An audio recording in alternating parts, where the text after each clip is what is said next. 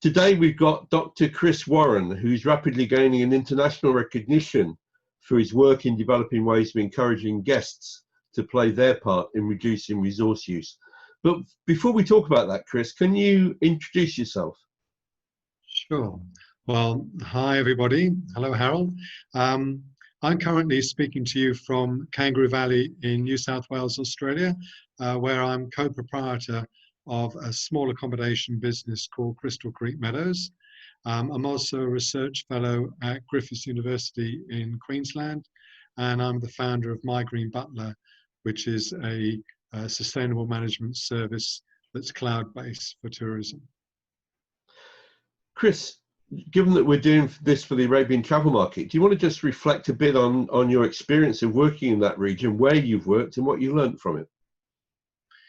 Well, I spent a third of my life working in the Middle East. I've lived in Egypt, in Jeddah and Saudi Arabia and Dubai, but I've traveled all over. I set up one of the first women's only office in Saudi Arabia providing marketing support.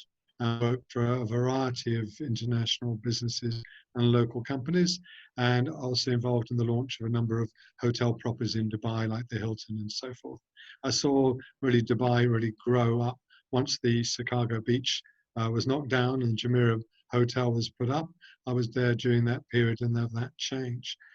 So I've seen a lot of changes, and now as Saudi Arabia is welcoming international tourists beyond Umrah and so forth, I've seen a lot of changes there. I think what's particularly stayed with me and helped me in my own hospitality career has been the whole concept of Arab hospitality, for which I personally enjoyed through my time living there, and how important that is, and understanding the importance of going the extra mile to deliver real quality service to guests. And that's been an invaluable learning for me. And understanding also other cultures and how important that is when one puts it into the context of responsibility and sustainability. And since I left the Middle East, I've been living now in Australia, but I've done several consultancy projects in the UAE, in Jordan, Saudi Arabia. So I'm still very much active in the region, and my service now, the My Green Butler service, is available for people in the Middle East.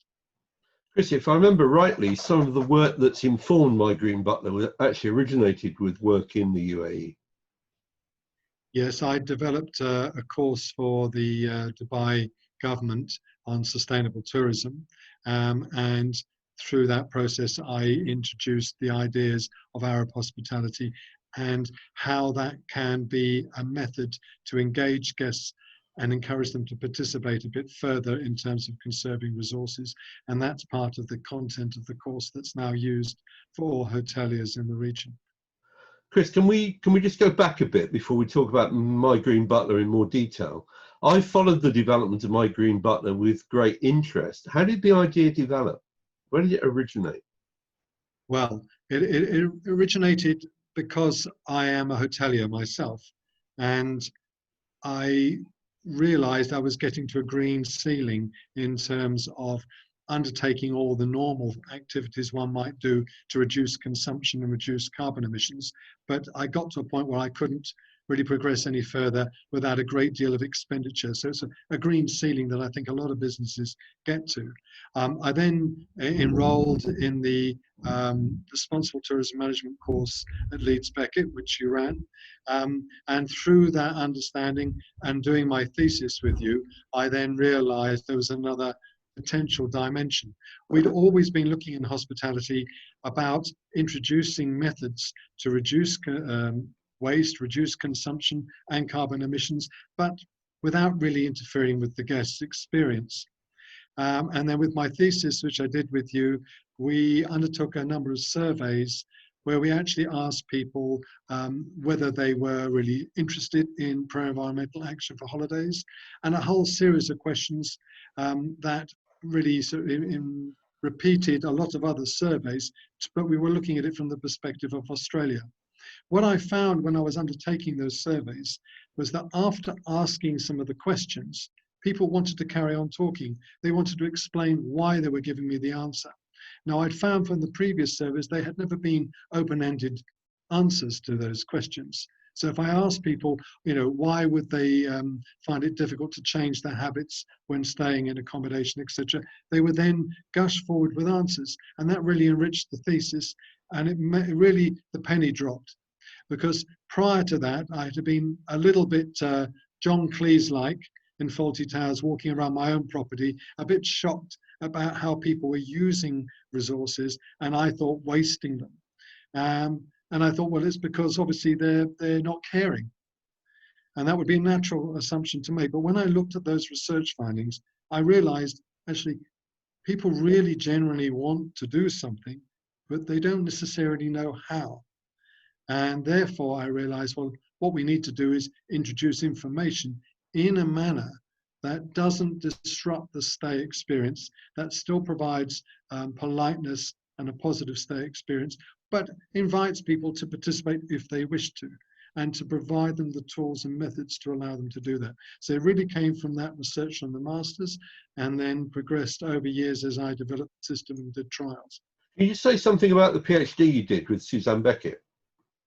Yes, so Susanna Beck and I did my PhD with her and Alexandra Coghlan at Griffith University, where I had already developed a prototype for my Green Butler, and so I then applied it for 16 months at my own business. I think this is important because from two aspects. Firstly, that everything that I'm talking about today are things that I've personally done and personally applied to my own paying guests.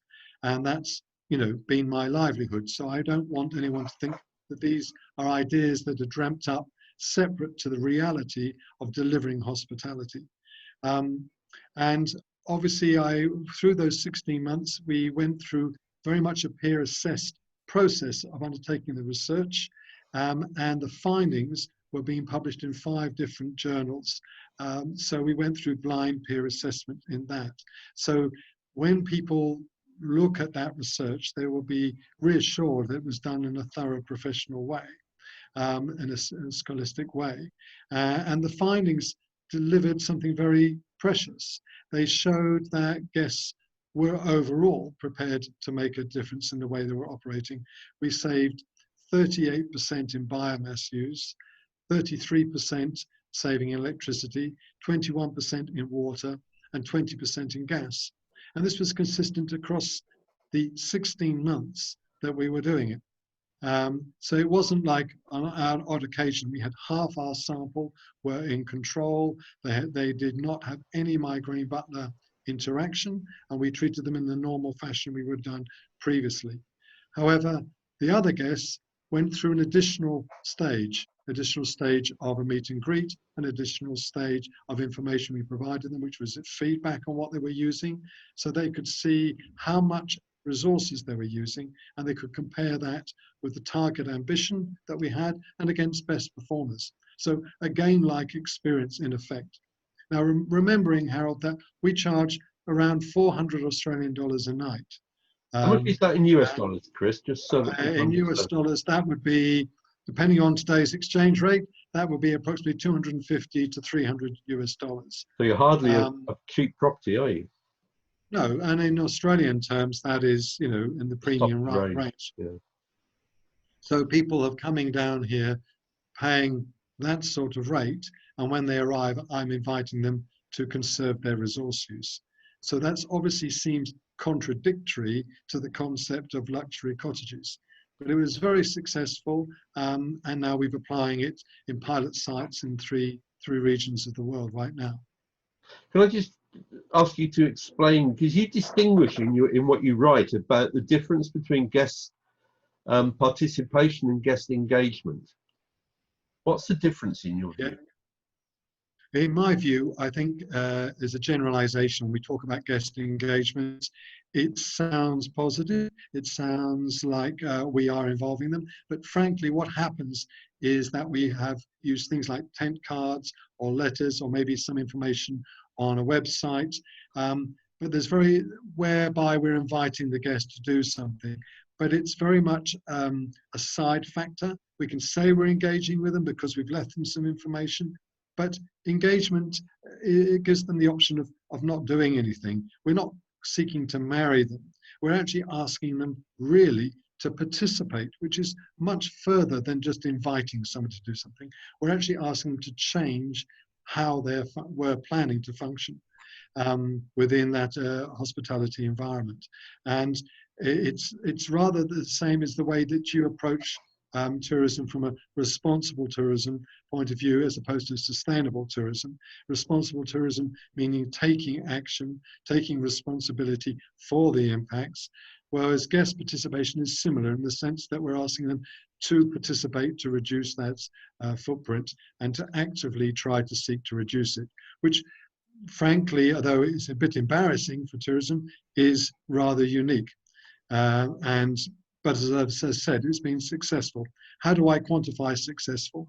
80% of the guests that have the experience say it strongly adds to their stay experience. So we have to acknowledge that. We have to also acknowledge that guest reviews increase.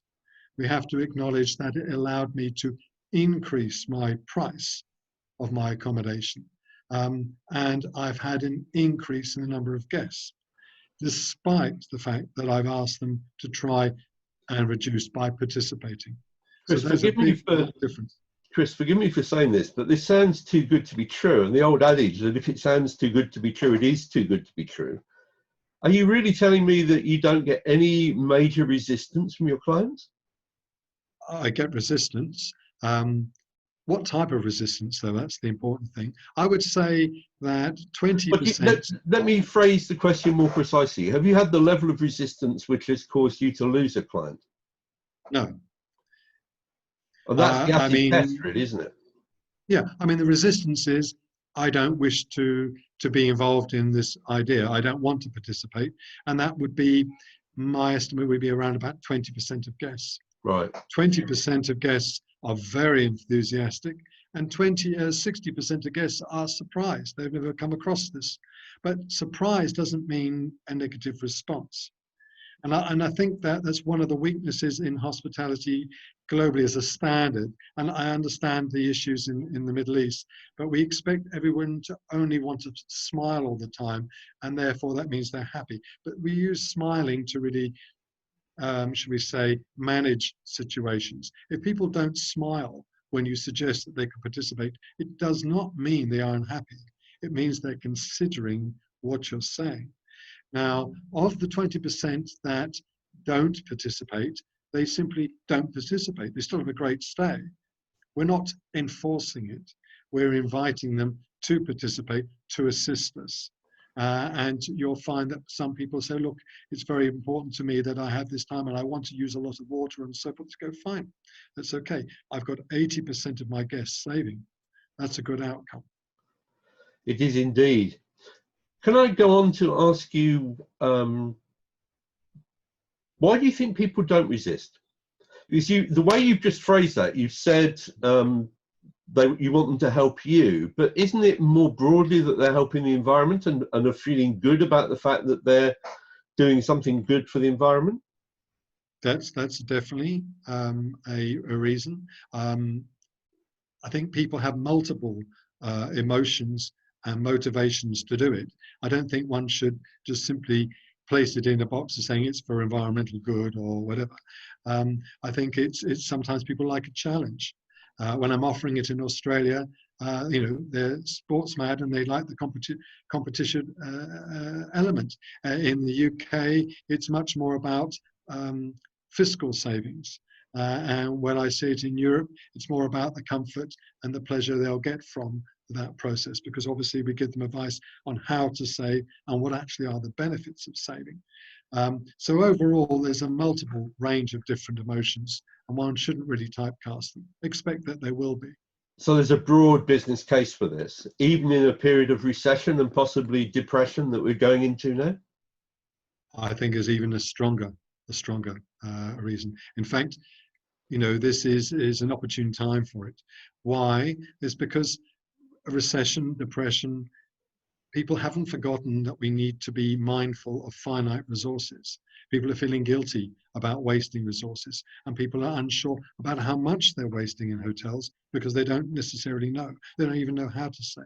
So that hasn't gone away. So from my examples to you of 80%, 80% of people are still anxious about the environment. And from all the surveys that you would have seen, as everybody has seen, the environment is still very much high in people's minds. Obviously, the financial situation is also high. Yeah, and so that needs to be recognized. But the environment hasn't disappeared. Concern for the environment hasn't disappeared. It's still an important factor. But running a business, now in these very difficult circumstances, requires a much more astute way of running the operation. And I would urge people right now to use the lockdown period and the data that they find within it as a valuable lesson in actually how much their buildings are wasting. So for my clients, I'm able to identify during this period the amount of water they're leaking out, the amount of machinery that's still being left on, how much energy is being used, and then ask the question, well, who is responsible for turning the lights out when tourism closed? So it reveals operational factors. In summary, what we are doing is obviously we're reducing costs because we're making the systems more effective, either more effective to provide for a greater number of people, or more effective by reducing the amount you're using for the same amount of people. Overall, you're improving cash flow, which is critical for any business survival at this time. And remembering in the areas I'm dealing with, which is laundry, waste, fuel, water, and energy, what you're dealing with there is at least 40% of costs. And then if you're also tracking the very fact of some roles and responsibilities need to be improved, and you're looking at the overhead of staff between 20 to 30%, we're dealing with the fundamentals of business survival. And critically, if you integrate the value of improving the guest stay and helping the environment by doing so, which I can talk about later, then what you're doing is you're sharing values with the guest. Normally shared values has been talked about in the past about supply chain and companies working together. But we need to recognize that in the production and consumption of hospitality, on the assembly line of it, if you like, the guests are part of that process. They're using the systems within the building.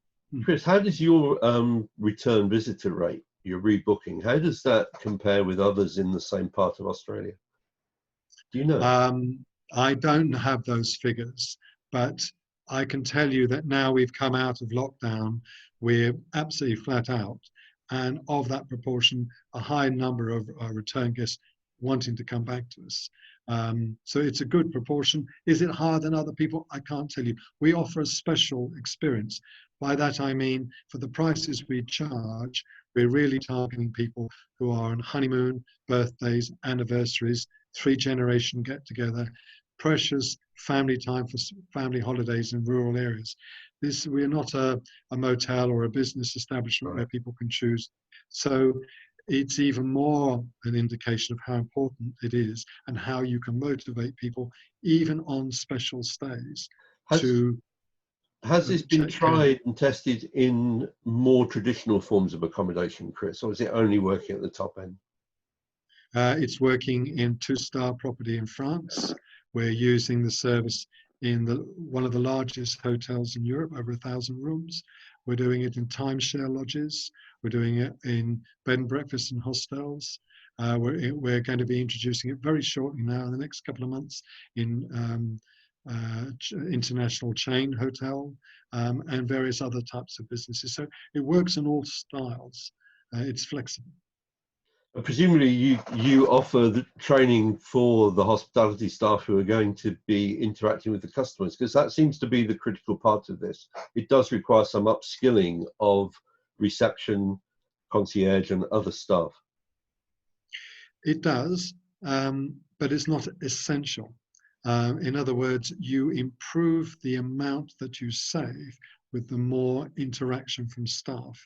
But if you don't have any interaction from staff, you can still communicate what the hotel is doing in terms of monitoring its resources. So we have an in-room TV service, we have digital display services that not fully compensate for no human contact, but are an additional mechanism. So we have a mobile version, so you can see it on your phone. You can see real-time resource use by the hour with advice and tips, etc.